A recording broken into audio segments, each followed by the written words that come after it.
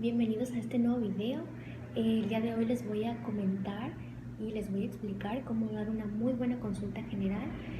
Así que si eres pasante, médico interno o acabas de salir recién de la universidad y tienes más o menos dudas de cómo dar una consulta, bueno, este video te puede servir.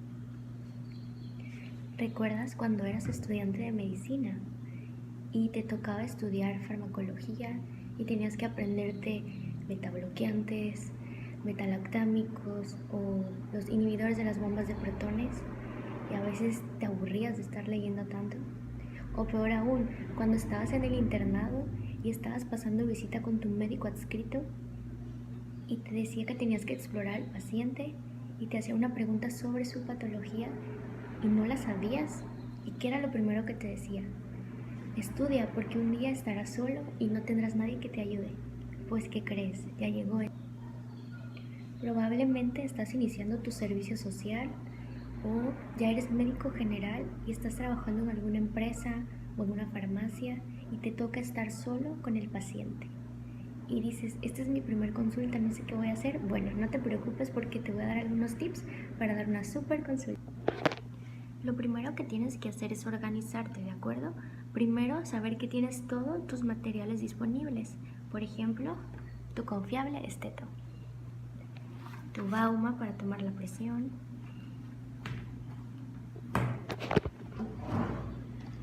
tu termómetro para la temperatura, tu oxímetro de pulso para checar la frecuencia cardíaca, la respiración también de nuestro paciente, el inseparable batelenguas para revisar lo que es la faringe. Ya si tienes así como que muchas ganas de dar una muy buena consulta, tienes que hacerte de un buen glucómetro.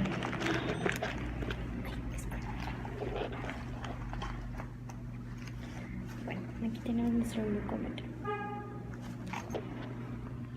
Nuestro estuche diagnóstico nunca puede faltar para revisar la gargantita de los niños.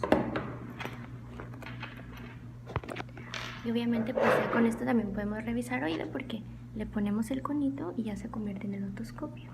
Y obviamente nuestras recetas. Bueno, ya que tienes todos tus materiales listos, va a llegar el momento en el que te va a llegar un paciente. ¿Qué es lo primero que tienes que hacer? Tener una buena actitud ante el paciente. Desde que tú lo recibas, tienes que recibirlo con una sonrisa, con unos buenos días o buenas tardes, dependiendo la hora que sea, y tratarlo con mucha cordialidad, ¿de acuerdo? Otra cosa es la presentación del médico. Siempre estar bien vestidos, bien peinados, de preferencia siempre traer la bata puesta. ¿Por qué?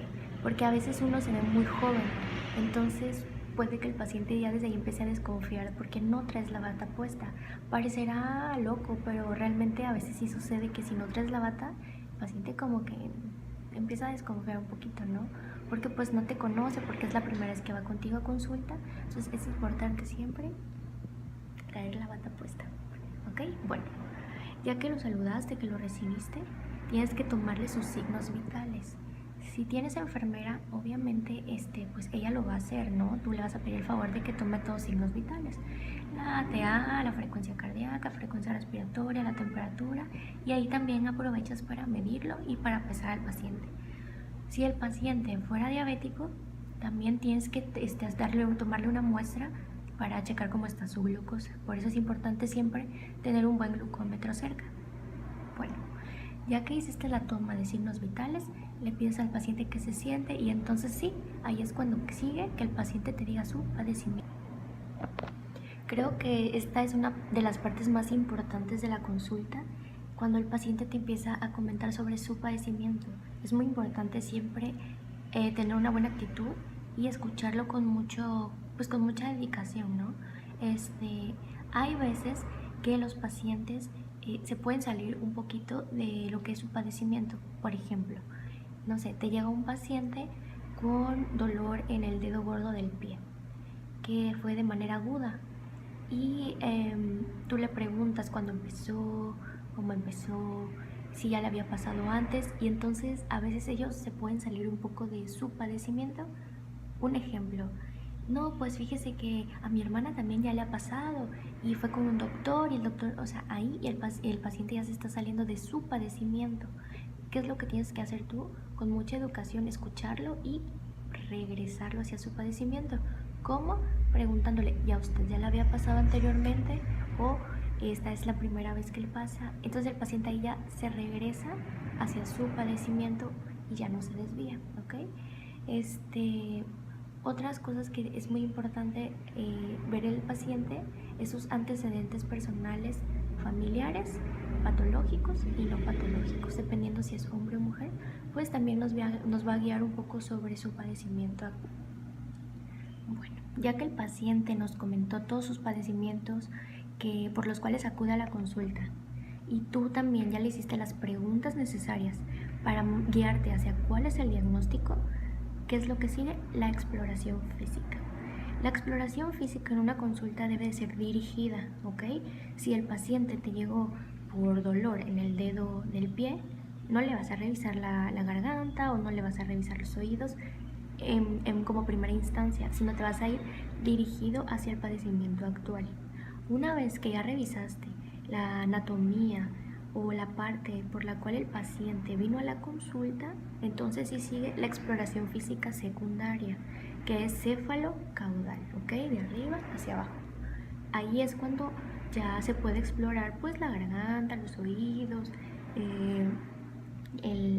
la frecuencia cardíaca tú la puedes explorar también, la respiración, el abdomen, las extremidades, pero como principal punto tiene que ser primero dirigida la exploración física y ya después la exploración secundaria céfalo-caudal.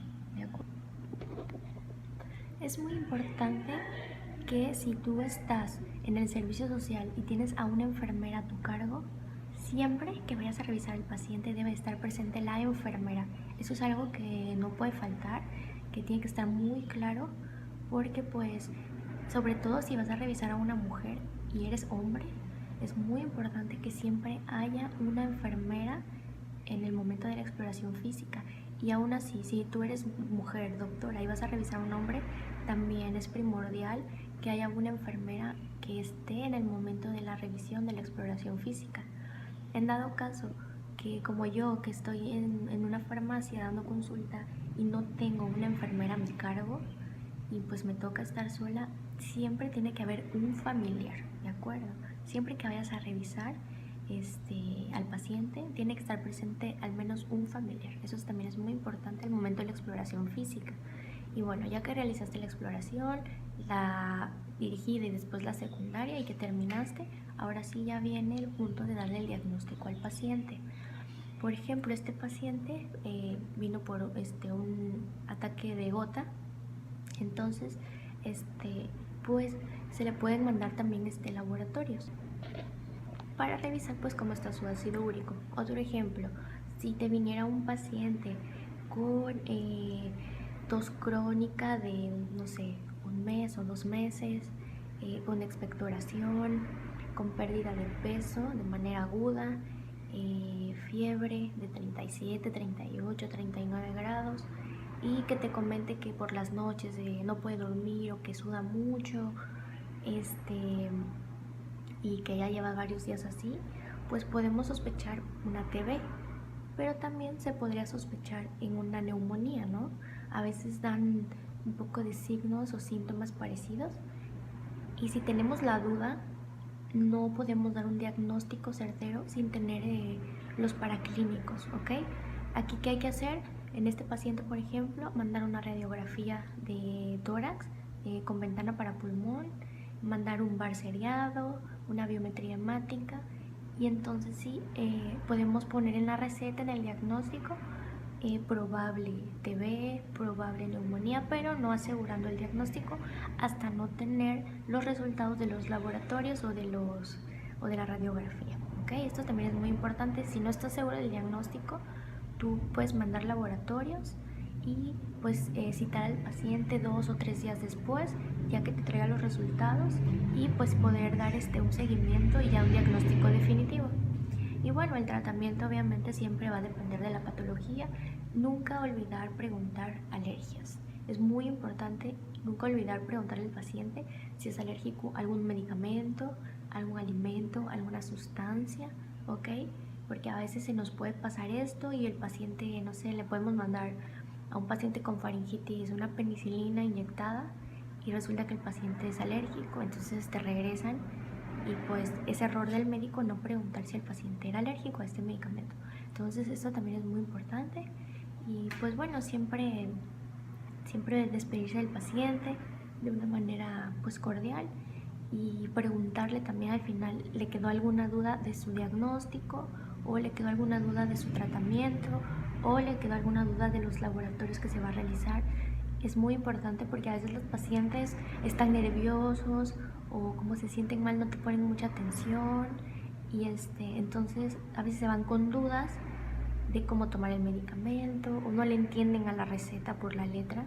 Entonces es muy importante siempre preguntarles al final si les quedó alguna duda o alguna pregunta que nos tengan que hacer y obviamente nosotros resolver esas dudas y esas preguntas.